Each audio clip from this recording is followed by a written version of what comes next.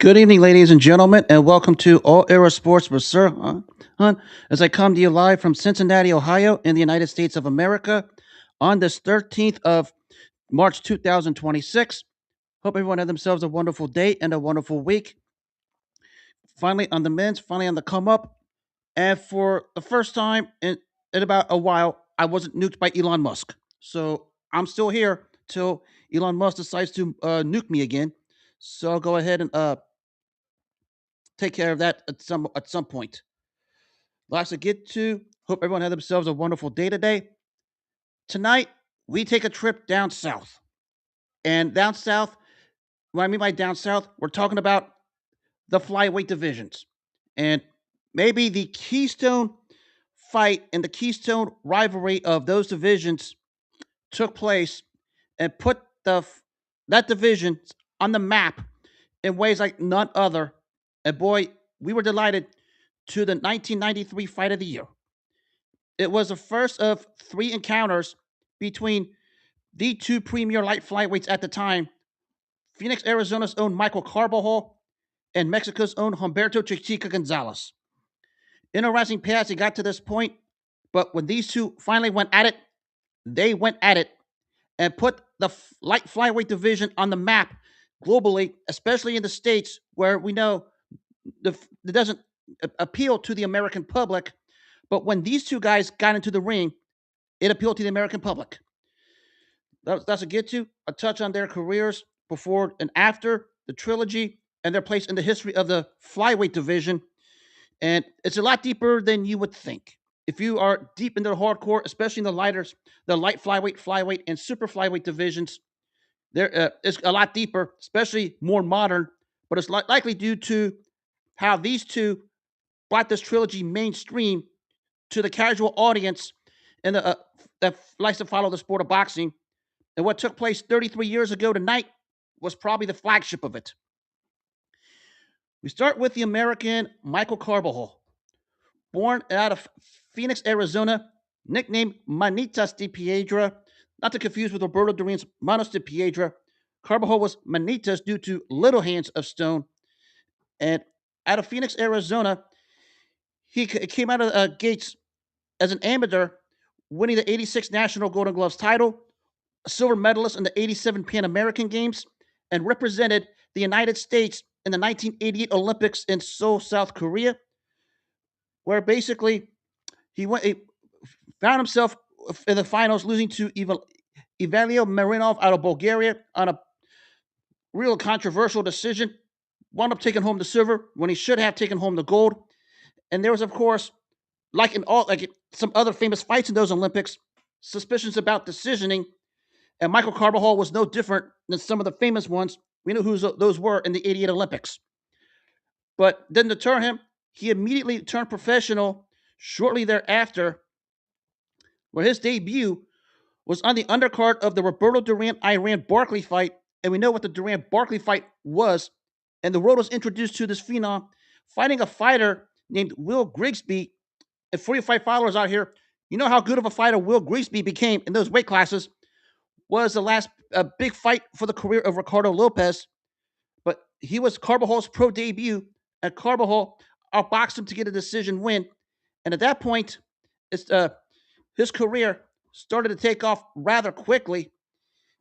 And it was only in his 12th professional fight. He fights Tony DeLuca for a vacant North American title, which is basically a stepping stone title before you get to the world titles.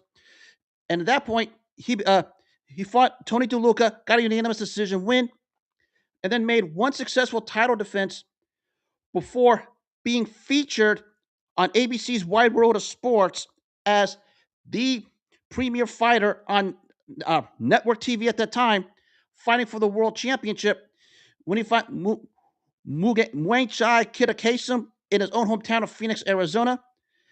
And in a colossal night, Michael Carbajal showed the whole world just how great he was in that 108-pound weight class by stopping Kitakasem in round 7 to win the light flyweight championship and start his march to one of the successful runs in the history of that division. And at that point, TV networks wanted to feature him. We're talking about an American light flyweight. Remember, this is in 1990. This was at a time when people were still fascinated with the Mike Tyson story. Pernell Whitaker and Julio Cesar Chavez were fighting for the spot of the best fighter pound for pound, among many others.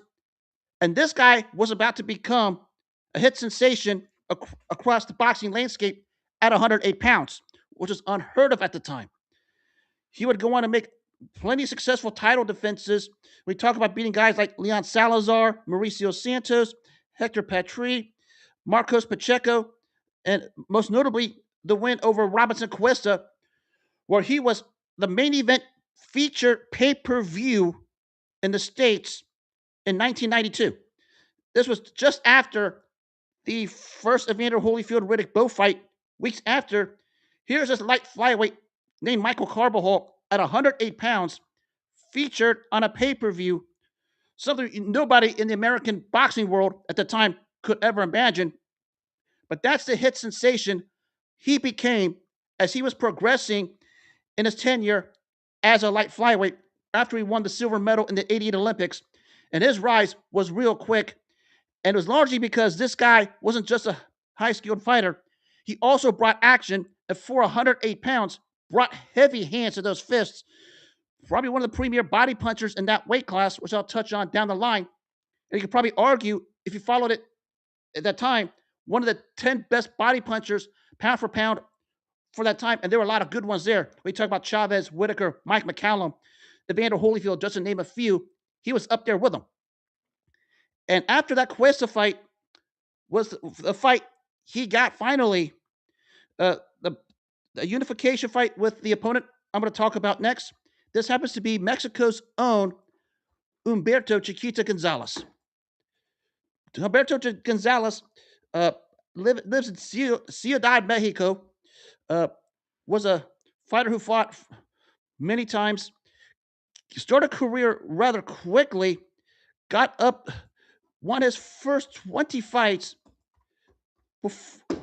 before he wound up facing Jorge, fought Jorge Cano to win the Mexican flyweight title and sort of put his name on the flyweight map. Now, this is the back end of the 80s when, after Salvador Sanchez, 4 years after Salvador Sanchez died, and Julio Cesar Chavez began his ascension, and some of the other Mexicans started to fade. Here comes Roberto Chiquita Gonzalez, starting to put his name up there. And then in his 25th pro fight, he travels across the pond to fight Yo Woo Lee in South Korea in the Koreans' backyard, wins a unanimous decision, and becomes the flyweight champion of his belt. He would go on to make a few successful title defenses, the most notable one in his own home country of Mexico City, where he blasted a respected Francisco Tejedor in less than 3 rounds without breaking a sweat. And at that point, and after Michael Carbajal won his title, we started to have the buzz for when we're going to have the unification fight of Carbajal and Gonzalez. But something funny happened along the way when you talk about Humberto Gonzalez.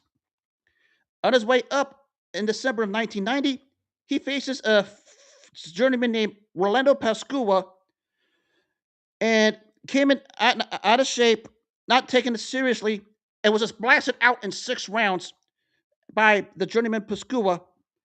And it looked like the Carbajal Gonzalez potential fight was about to simmer down a bit because of what happened, which goes to show, as I talked about in other shows, you better take care of business or you might lose out on a lot. And he nearly lost out on a lot after this fight because people wondered if we were going to get Carbajal and Gonzalez in the ring at the same time. When you lose like that, it sets things back. But 2 fights later, he would go on to fight for the vacant title against Melchor Cobb Castro, a respected tough flyweight at Caesar's Palace in June of '91 on the undercard of Virgil Hill and Thomas Hearns, winning the unanimous decision to get that belt back.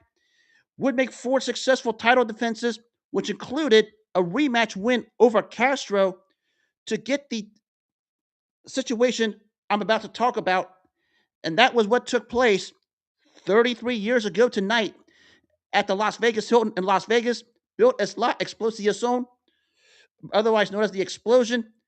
And little did we know we were about to have an explosion with these 2 little giants at 108 pounds. And this was borderline heavyweight explosion because we got it. The paths going into this fight was basically uh, almost parallel, but of course, the only exception was the roadblock by Gonzalez when he lost to Pascua. But at that point, we're talking about a case where both fighters were about to net close to $1 million apiece, which was unheard of at that division ever. And this became basically almost a mainstream hit because everybody in the boxing world was talking about this fight. Now, let me remind you, a lot of things happened from here to then. The announcement of Pernell Whitaker versus Julio Cesar Chavez, the preparations for a potential Evander Holyfield Riddick rematch, Mike Tyson in prison. What's going to do with George Foreman's comeback? Will we get James Toney versus Roy Jones? Out of all of that, everybody's talking about this 108-pound clash between these two warriors, and that is the impact these two and this fight had, putting the 108-pound division on the map. And it was the one everybody wanted to see, especially those in the Latin American community, most notably in Phoenix, where Michael Carbajal was from, of course, Mexico, where Gonzalez was from, and of course, the Latin American community, Mexican Americans to be specific, with Carbajal's background, especially in California, where both was able to draw crowds at one point, and we finally got it 33 years ago tonight at the Las Vegas Hilton in Las Vegas. Mind you, this is 3 years after we had the explosive controversy between Julio Cesar Chavez and Meldrick Taylor. Fight fans know what happened on that night. Little did we know this was going to find a way to match it and then some, and boy, did we get it. And we're talking about Carbajal going in this fight, having a string of defenses, and Gonzalez, after a step back, started to gain momentum, regained the title, 4 successful title defenses. Lots of questions about this one. And of course, the eyebrow raiser was this was on a pay-per-view, and this was the first time a fight, flyweight or lighter, was the featured bout on any pay-per-view card. They were on undercards. They were on uh, you know, premium networks, ESPN, whatever you want to name it, free TV. They were on those cards. Forum Boxing, Prime Network. For those of you in the Los Angeles area who knows how those cards worked, first time ever a unification, flyweight or south, was a main event on a pay-per-view, and it opened a lot of doors. It became a mainstream hit, and boy, when it became a mainstream hit, it delivered. And we talk about, and remember, on the undercard of this was guys like Oscar De La Hoya and the comeback of Tommy Morrison. And of course, we know how those turned up. So we go to this main event and a fight where it was essentially last minute money toward Carbajal, but it was basically a pick 'em for the most part because of Gonzalez's experience, and he had a lot of it traveling even abroad at times. But we talk about how this fight took place. Humberto Gonzalez's experience showed early when he came out and started to keep his jab and kept Carbajal at bay.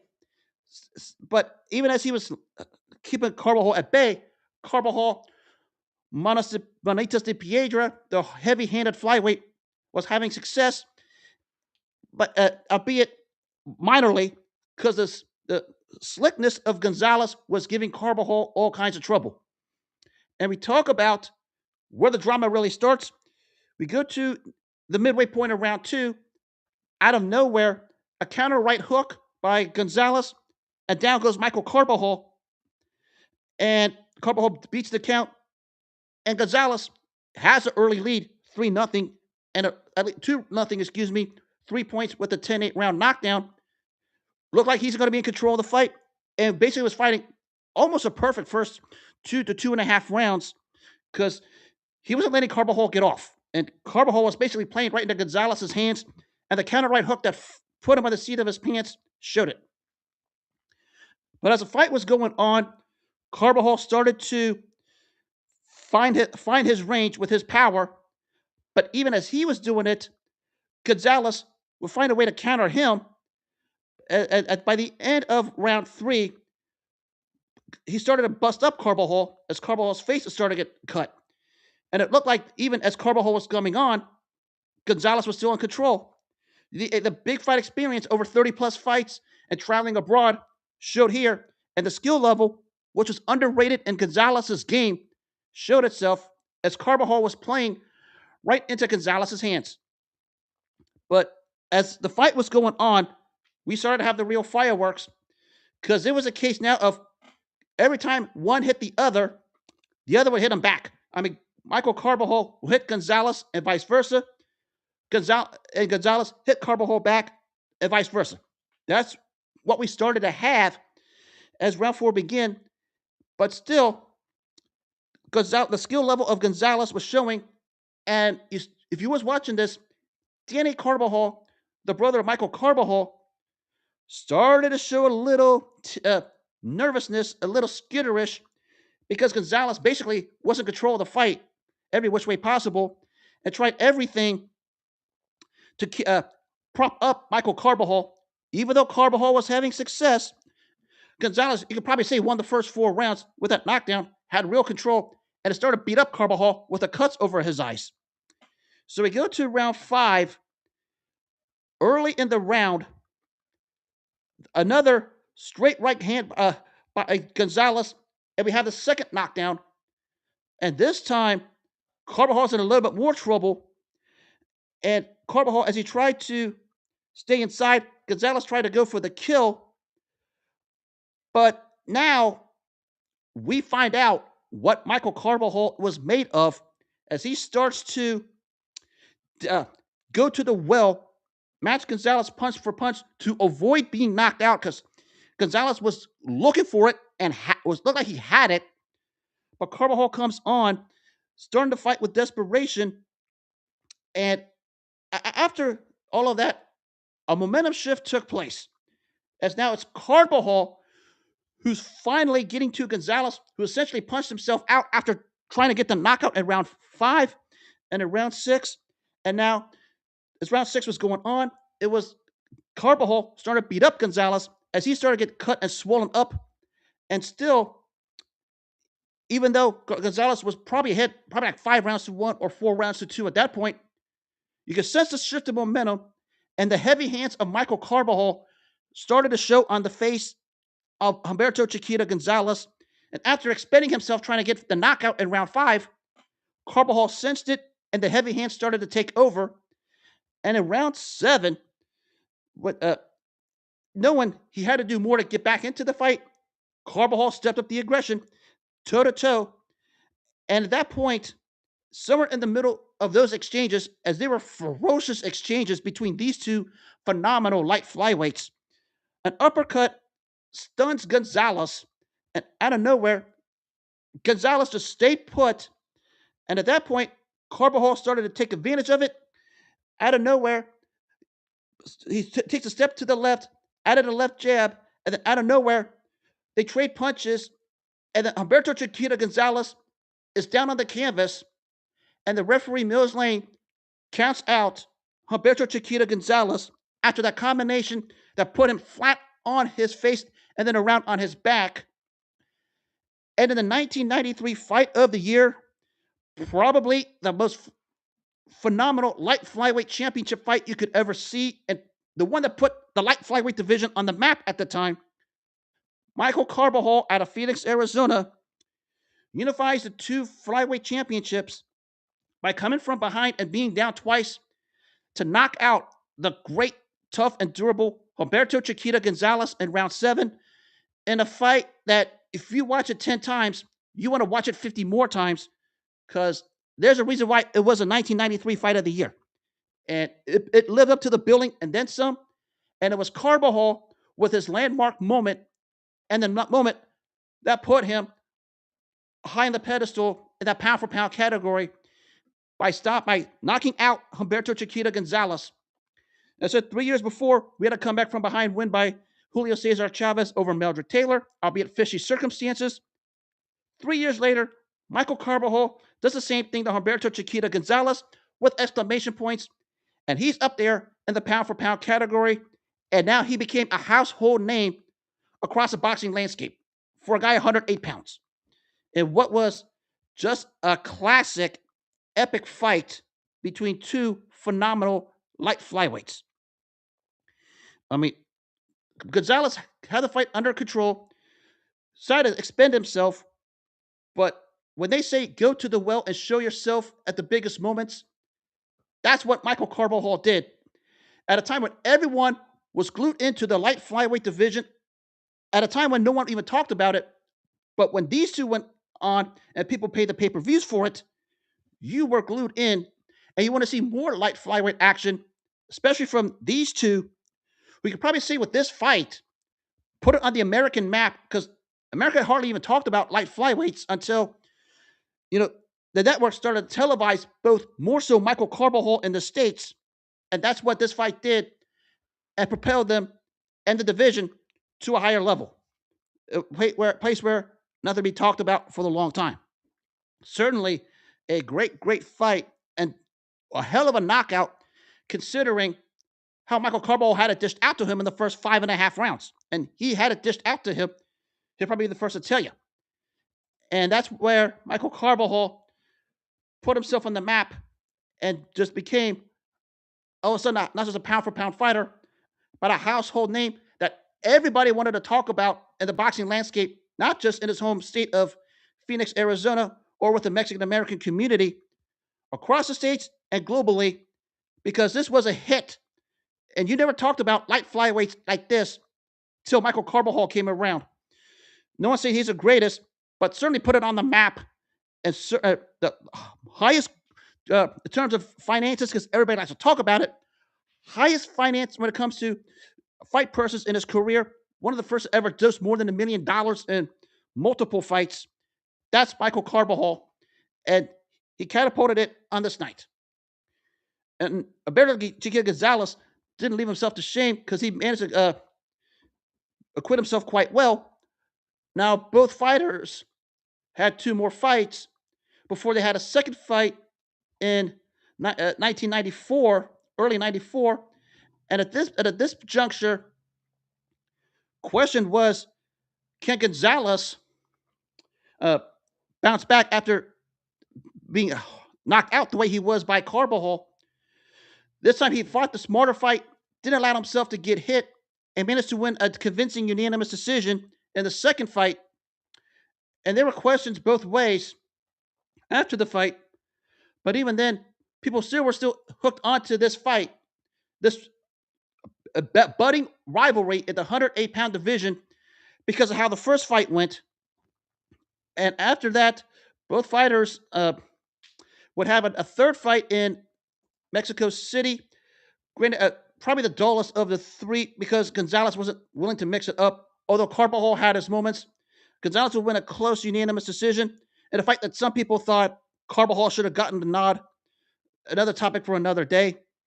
But that concluded probably the most the flagship rivalry in light flyweight history. We consider how these two put the flyweight division on the map like none other, because all three of their fights at that division were the feature of pay-per-view cards that had all kinds of great fighters underneath it, but the attention fell on Michael Carbajal and Humberto Chiquita Gonzalez. As you say before, when you have trilogies like that, you have two guys who are made for one another. This might be like 100% perfection of it. They were made for one another, and when they went at it, they went at it. And no shame either way. Both guys, definitely the two top light flyweights of the early 90s before we saw this guy named Ricardo Lopez take over. But that's what you had with these two. Why? Because they brought the action. They were marketable, and they had the right promoters to market them. We talk about the fights being promoted, the first two by Bob Arum, the third fight eventually by Don King, who did the job selling it as a one you want to watch and you paid your dollars for it. And that's why I always said with these two and this trilogy, more so the first fight, the light flyweight division went to a whole new level when you talk about Carbajal and Gonzalez. And that first fight was as good as any fight you'll ever see. Maybe you could probably say the greatest fight in the history of that division. We consider the back and forth when they had it and when they went at it, and how Gonzalez had the fight under control till the heart and will and the heavy hands of Carbajal took over and got the seventh round knockout win 33 years ago tonight. An epic, terrific trilogy. Now we talk about the grand scheme of things, the flyweight divisions with these two, and it's a bit complex because some of these guys won't even wow you off the screen due to the divisions. But you could probably say these two. We talk about flyweights down like 112 and down, certainly are up there and certainly are worthy of this kind of honor. We talk about this. We talk about the sense of the. Let's start with the light flyweight division. I mean, these two are up there. There's a fighter named Jeong-Koo Kang out of the west side of Korea. Held one of the belts for the longest time. The belt eventually was won by Chiquita Gonzalez. So he's in that conversation. Maybe one that's not talked about enough from the Far East, who is as good as anyone, was a fighter named Yu Myung Woo. It was talked about trying to get a fight with Michael Carbajal at some point till all kinds of wild business happened and it never came through. And it was a fight Carbajal wanted to go undisputed, but a lot of wild things took place. That's why we never got that fight. But that's probably the only blemish at the time for Carbajal is not having gone undisputed. But it has to do with the fact that the challenger or the other champion left had all kinds of hurdles to try to come to the States because it was talked about as a hit sensation to go undisputed in that weight class at that time. We consider their legacies at that point and how Carbajal put that division on the map. They tried to get it here, never materialized. We talk about Gonzalez, eventually Ricardo Lopez, probably the premier fighter of those weight classes. Remember, at one point, they was talking about Lopez and Carbajal before Carbajal lost to Mauricio Pastrana, probably on the downside of his career at that point. So Ricardo Lopez, probably the premier fighter of those weight classes. We consider his long undefeated streak and the run he had at strawweight, probably the premier fighter there. Go a little more modern. You talk about a guy like Ivan Calderon, even the guys we've seen recently like Romain, go the superflies, guys like Roman Chocolatito Gonzalez. And if you want to include super flyweights, here's one for you. Probably the premier guy in that weight class, Kosai Galaxy out of Thailand, who's such a hit sensation over there, he gets everything free. I mean, that should tell you his legacy. And he's up there when we talk about some of the premier flyweights in that broad landscape in the 112-pound range, give or take a couple pounds. Kosai Galaxy definitely in that conversation. Hilario Zepeda, twice was a world champion, known to be a select southpaw. He's in that conversation. That's the landscape of light flies to flyweights. And we go further back. I'm going to introduce you a fighter named Jimmy Wild. This was a guy who had the longest undefeated streak for the longest time, 103 fights. And by the time 1916 ended, he wiped out the division and maybe nicknamed the Tylerstown Terror for a reason. I mean, you win 103 fights, you're going to be the Tylerstown Terror. And that's why he had the distinction of what he had. Probably number one overall, just in the grand scheme of things, in terms of career accomplishments. To go win 103 straight fights, he did something right. Among some of the others, if you talk about a bigger landscape, Pascual Perez, Pancho Villa. One more recognized modernly, Miguel Canto in the 1970s, 14 successful title defenses of the title.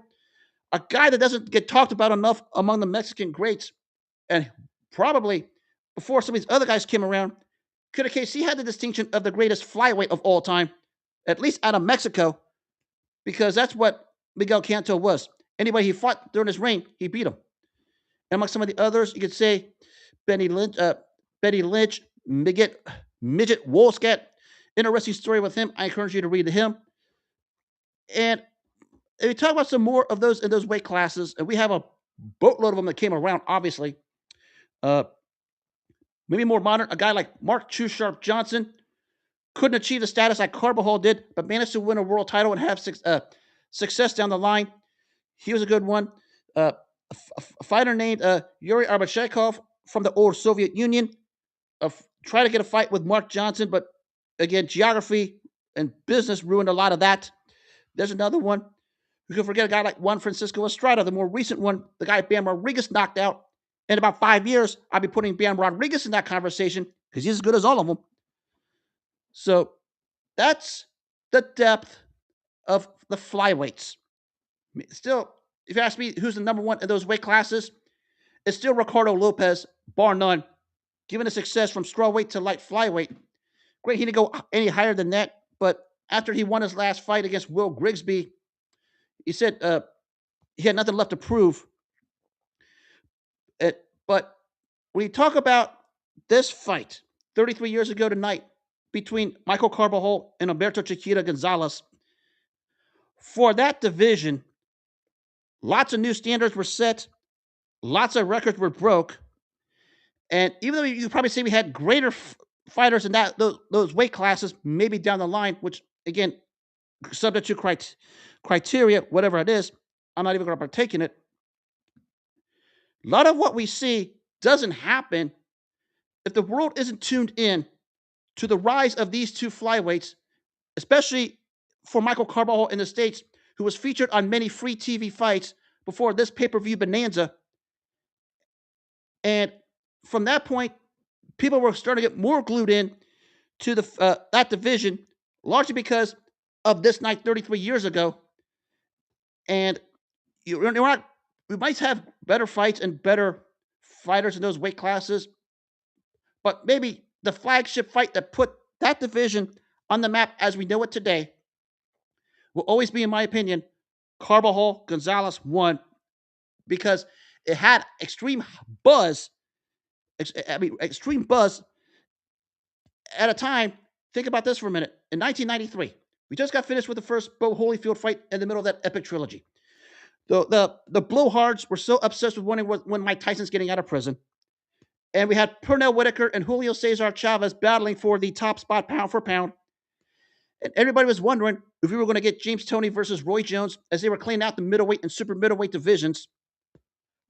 But the number one talk during that time, out of all of that, was this Michael Carbajal, Humberto Chiquita Gonzalez fight 33 years ago tonight.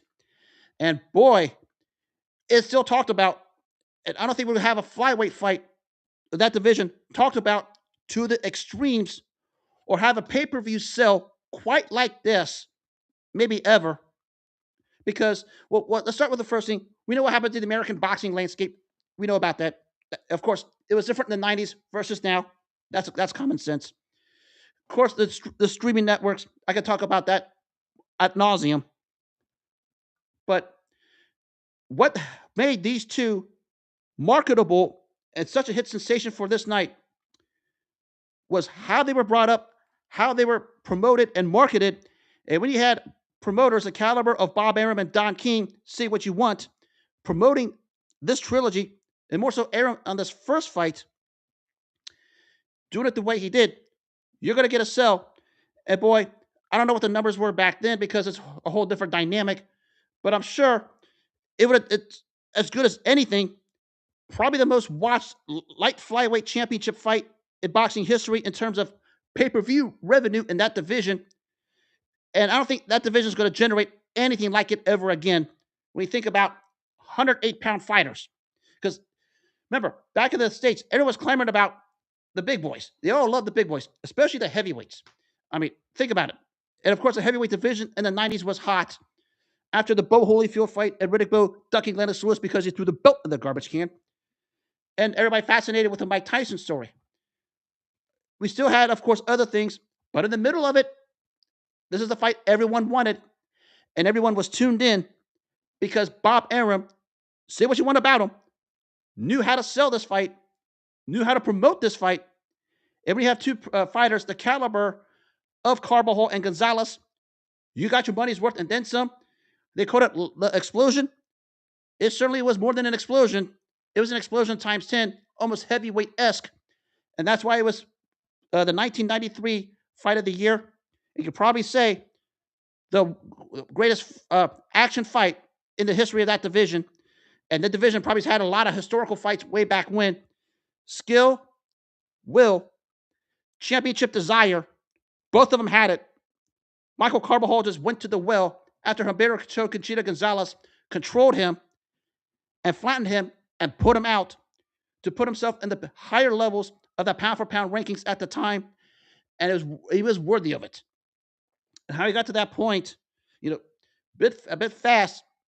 But when you think about how he came out as an amateur with that great team in '88 and being one of the victims of amateur politics, and how the television networks wanted to market a 108-pound fighter, and what we had here with Carbajal, you knew he was going to be something. The network saw something special. The world saw something special. He certainly was. Certainly up there among the premier light flyweights to ever lace him up. And these two rightfully wound up going to the Boxing Hall of Fame, and was well deserved. Now, after the trilogy, neither guy was really the same. Of course, you have to talk about that aspect.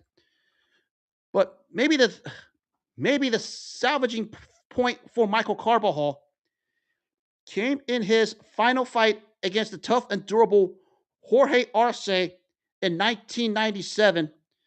In a fight where Arce was just delivering a beating, Michael Carbajal only won 2 rounds. Round 6, where he floored Arce, and then round 11, where he floored him a second time. But that second time put him down and out. And Michael Carbajal retired a champion. And that was probably the epitome of who Michael Carbajal was. Won the World Light Flyweight Championship 3 separate occasions.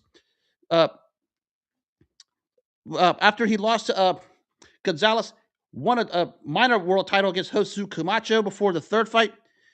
Did manage to regain a belt against Melchor Cop Castro before he lost that to Mauricio Pastrana, and then eventually to Baby Jake Matlala. May God rest his soul of Baby Jake. But the thing about those two was he lost out on the $1 million payday against Ricardo Lopez, which again goes to show you have to take care of business, but managed to end his career on a bit of a high note, almost the way he started his career. We talk about how he came from the ashes to just punch out Jorge Arce out of nowhere and retire as a light flyweight champion for, actually, I stand corrected, not a third time, a fourth time. And at that point, he had nothing left to prove. Did a smart thing to get out while he was, well, and carved himself a hell of a career in the light flyweight division. So there's a Carbajal aspect. Now to Humberto Chiquita Gonzalez. He had a lot of miles on that body. Remember, this guy was traveling abroad before the first fight with Carbajal, and we won the title, lost it, then gained it back. The 3 grueling fights with Carbajal, had some other tough fights in there. Did manage to make 1 successful title defense before getting just pounded into submission by Samasor Jadarong out of Thailand. In a fight similar to how Michael Carbajal beat Gonzalez the first time, Jadarong came in and did the same thing. Just was a punching machine, just kept coming on and on to where Gonzalez's face was a bloody mask, and the fight was stopped. And that turned out to be the last fight of the great career of Humberto Chiquita Gonzalez. But both fighters, after the trilogy, ups and downs, but their trilogy etched in history forever among the great little big men rivalries, and probably the most well-marketed and well-placed flagship fight in the history of the light flyweight division 33 years ago, when fireworks were delivered both ways. And after being decked twice and losing the first 5 rounds, Michael Carbajal goes to the well, finds a reservoir within himself to find a way to stun Humberto Chiquita Gonzalez in round 6, then hurt him and put him out in round 7 to win 2 light flyweight championships and the 1993 Fight of the Year, and put himself among the pound for pound best at that time. And it was an elite list. If you look at the list of who was in 1993, it was an elite list. And Michael Carbajal was smacked in the middle of it after he won this fight. And a fight, if you watch it 20 times, You're going to want to watch it 20 more times because that was how sensational this fight was that put the light flyweight division on the map at another level because nobody in the States was glued into this. Probably the first and maybe their trilogy, their only real big main event to ever come through in that weight class because we've had some of them in the divisions. Carbajal and Gonzalez had their share also. But when those two went at it at the pay per views, it rose to a higher level. And we haven't seen pay per views featuring guys that small deliver the goods quite like Carbajal and Gonzalez ever. And we're never going to see it again. And Carbajal and Gonzalez deserve to be saluted in that regard. And if I talk about some of the great rivalries all time, we know who the kingpins are. Sometimes I analyze this. I'm guilty of it. I forget about this one. After tonight, if I have to make another story about boxing rivalries, I'm going to make sure to put this in there because it was as good as all of them. Not going to get the hub pub of some of the others because of the weight division it was. But for all you who follow the sport, die hard, hard to the core.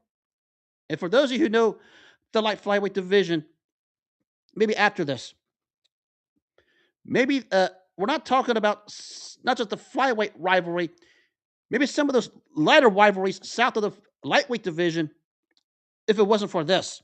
Because this opened a lot of doors for those lighter guys to have their own pay-per-view shares, their own big money fights on the premium networks or pay-per-views or whatever network. We talk about some of the guys that came through after them because a lot was at stake. And a lot of people questioned Bob Arum for taking a risk of this night, putting this on a pay-per-view. But Bob Arum basically said, I put this as I think these two guys are going to make the dollars. They did. Both guys got a guaranteed $1 million at the minimum after they paid the dues. He was both fighters were the first south of that weight class to get that kind of a guarantee. And those fighters in those weight classes moving forward started to get those kind of guarantees. And I always say this is the flagship fight for that. That's the reason for it.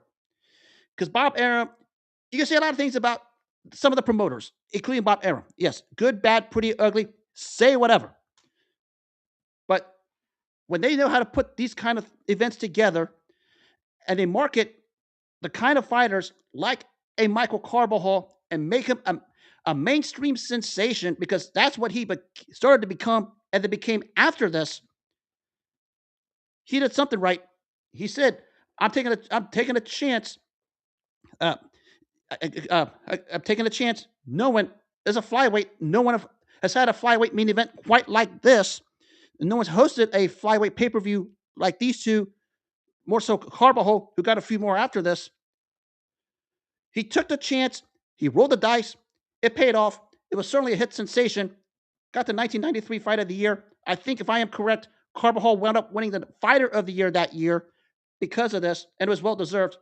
Well, I think Pernell Whitaker should have got it for his win over Buddy McGirt, and of course, the whole Chavez fiasco. Another story for another day. But that's what he did with Michael Carbajal. Made him a mainstream hit for a guy 108 pounds at a time when everyone's so fascinated with the big boys.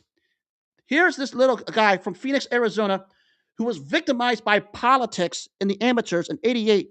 When was the last time you heard that? And he comes in. His first fight was nationally televised on the undercard of Duran Barkley. And we know the hit fight Duran Barkley was with the names and the legacies. And from that point, he started giving his own free TV main events, not unheard of for a guy 108 pounds.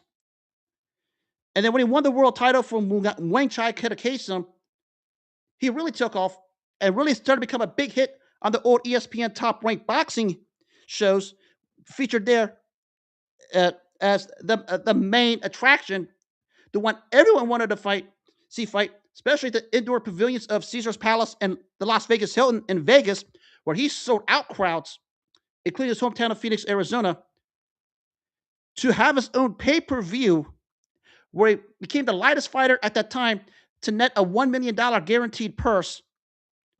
That should tell you the fascination the boxing community, especially Bob Arum, his promoter, had for Manitas de Piedra, Michael Carbajal, and it hit the peak 33 years ago tonight in the fight of the year, where he came from the canvas twice against a highly skilled Humberto Chiquita Gonzalez to score a seventh round knockout in a wild and crazy affair. And that's a fight, if you watch it 20 times, you're going to want to watch it 20 more times. A sensational fight between two super sensational light flyweights. And Bob Arum took the gamble to put this on a main event on a pay per view. Predicted it was going to sell. It sold, and people are still talking about it. And the fascination of the light flyweights moving forward started on this night. It's one of the real fascinating stories, and especially the ones who have been around as long as I have or longer. You know what America always clamored for? Some of the bigger ones, the heavyweights, the middleweights, light heavyweights, maybe occasion on the lightweights when you had Roberto Duran and Pernell Whitaker cleaning up those divisions. But no one was as fascinated with some of the ones south of that. And when Carbajal and Gonzalez had this first fight of their trilogy, a lot of things changed, and people were more in tune to those little guys, especially Michael Carbajal, who was a mainstream hit. Never thought you would see a 108-pound fighter become a mainstream hit in the States. Maybe in foreign countries, which is more common, but he was a hit here in the States, and everyone wanted to see more and started to fall in love with this guy, given how he rose from the canvas to just starch Humberto Chiquita Gonzalez in a fight where he was overwhelmed and just went to the well and showed the whole world what he was made of. Certainly, one of those the super great little big men, and probably the most marketable of his time. You could probably say most marketable of all time, given the his purses and what he was able to accumulate throughout his career at 108 pounds. But that's Michael Carbajal, one of a kind. Humberto Chiquito Gonzalez was also, and we talk about the all-time great Mexican fighters, and we know the who's who over there.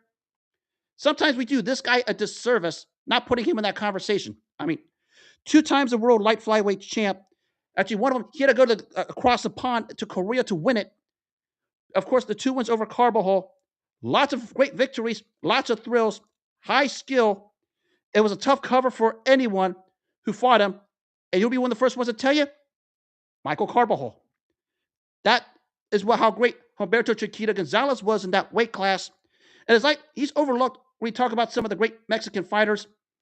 No one's saying he's in the top because some of the ones up there had greater legacies and historical legacies. And of course, it's a whole different dynamic. But if I had to put a top 10 list of great Mexican fighters, I would look for a spot for him because of his run at that weight class and how he and Carbajal got together to elevate the light flyweight division in ways that, unless you're a deep, hardcore fight follower, you knew little or nothing about. Because now the casual fans wanted to see more of the little guys because of these two. And 33 years ago tonight at the Las Vegas Hilton, in the 1993 fight of the year, it certainly was Michael Carbajal, Las Manitas de Piedra, rising from the canvas and cuts over his eyes to dig to the well, to stun, stop, hurt, and knock out Humberto Chiquita Gonzalez in the 7th round to win 2 light flyweight championships and put his name in boxing history in those weight classes. And you can say what you want. His history is sealed. And we're not going to see, with how the dynamics of the fight game are today, nobody in those weight classes marketed or sold or promoted the way he was here in the States, at least, because for many reasons. But Michael Carbajal, when he was given the opportunity to showcase himself, he showed it. It got the boxing world salivating and craving for more of him, especially when we had the old ESPN Top Rank Boxing, and he was featured defending his light flyweight title. They wanted more of him, and they got him. A fun fighter. Really, both of them were. And the fight, you aren't going to see many little big men fights better than that. And you just got to tip your hat off to both of them who put that division on the map in ways that no one thought they could do, at least at the time in the American boxing community, who was so fascinated with bigger names and bigger weight classes for many reasons. Shout out to both. And fights like this sometimes need their own segment. And Bob Arum gave them their own pay per view main event as that segment. And once the lights turned on and the bell sounded for round one, they delivered. And tonight, I thought I'd give them that same stature because they deserved it, because they earned it. Kudos, Michael Carbajal. Kudos, Humberto Chiquita Gonzalez. You guys are the reason the light flyweight division was talked about and still is. When I think about the light flyweight divisions, I think about what you guys did 33 years ago tonight. And you deserve to be saluted for that. We're not going to talk about those little guys again. I know that. A lot of reasons for it, but you guys can figure it out. And on that note, that'll wrap up this edition of All Era Sports with Sirhan. Kudos to the little guys again, once again. And for the second straight night, Elon Musk didn't nuke me, so I'm still here till whenever he decides to nuke me again. If you missed the show or any others in the past, you can catch them on the iHeartRadio and the Apple apps because the audios will be uploaded there soon. If you're an iPhone user, I will be live on Apple Videos once everything comes through. Still work to do. And if you want to watch me and my boxing gloves over here, you can catch the videos on Spotify and Facebook. And you can catch them on X as long as Elon Musk doesn't nuke me. That's the key. If you follow me on the X platform and you still see me, it's a miracle that Elon Musk hasn't nuked me again yet. And as always, I conclude by telling everyone, make self-care your number one priority in every walk of life. Something I had to learn over the past 3.5 weeks, if you know my story. Take care of yourself first. Focus on yourself first. Respect other people's boundaries. But most importantly, I had to learn this myself. Set strong boundaries for yourself so no one can walk over you. All the good things would happen. If you set strong boundaries and you let people walk over you, they're not strong enough and nothing else is going to matter. Setting strong boundaries is important to self-care. No show for the weekend. I will be back Monday night. Tuesday night, I will set more fireworks.